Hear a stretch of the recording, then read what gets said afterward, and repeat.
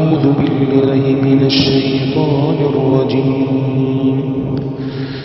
من يطع الرسول فقد أطاع الله ومن تولى فمن أرسلناك عليهم حفيظا ويقولون طاعة فإذا برزوا من عندك بيت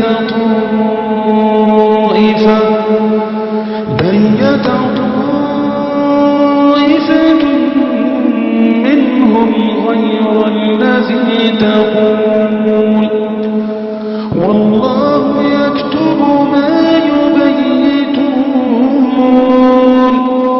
فأعرض عنهم وتوكل على الله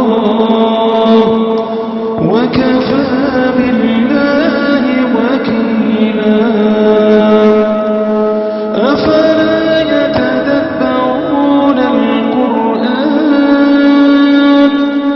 ولو كان من عند غير الله لوجدوا فيه اختلافا كثيرا.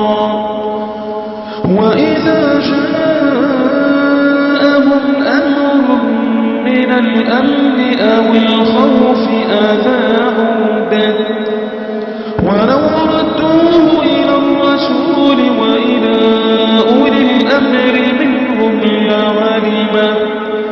لعلمه الذين يستنبطونه منهم ولولا فضل الله عليكم ورحمته لاتبعتم الشيطان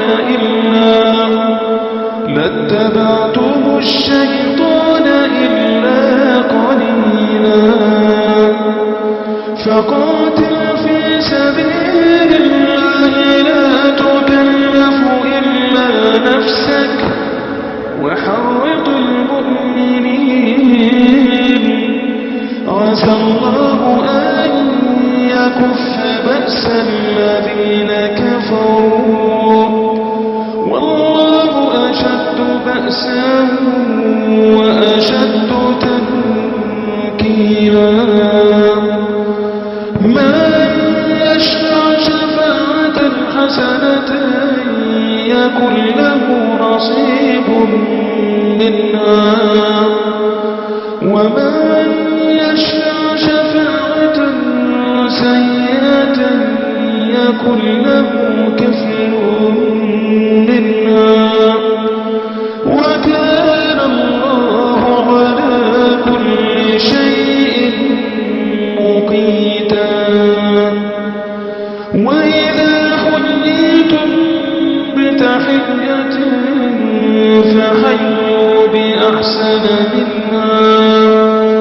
فحيوا بأحسن منها أو ردوها إن الله كان على كل شيء حسيبا. الله لا